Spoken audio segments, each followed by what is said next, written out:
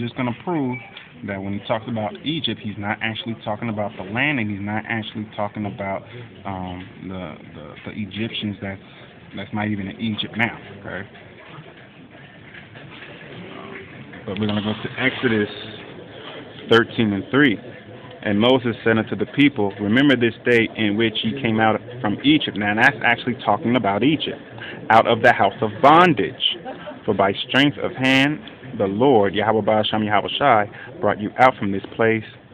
There shall no leavened bread be eaten. Now, why isn't there no leavened bread to be eaten? Because leaven takes yeast, and it takes a while for that yeast to rise. But if you don't have no yeast in your bread, you could bake it a lot faster. And we had to leave in a haste. That's why. And that's part of the Passover. That's why we don't eat no unleavened bread. We have unleavened bread for the Passover. All right? It's to remind you. It's to get you back into the spirit of Yahweh Ba'asham Yahweh Shai. Exodus 13:4.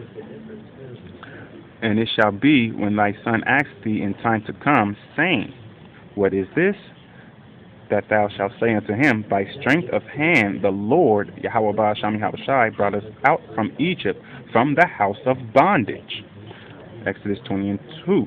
I am Yahweh thy power, which have brought thee out of the land of Egypt, out of the house of bondage. Deuteronomy 5:6. I am the Lord thy power, which brought thee out of the land of Egypt, from the house of bondage. Alright? So anytime he says, when he talked about, and I will send you to Egypt again by ships, by the way whereof, well, we didn't go back into the land of Egypt. But then when you look at your dollar, look at the back of your dollar, you got a pyramid, right? Because that's to let you know that this is Egypt. It has the eagle, right? Because that's still Rome and Greece.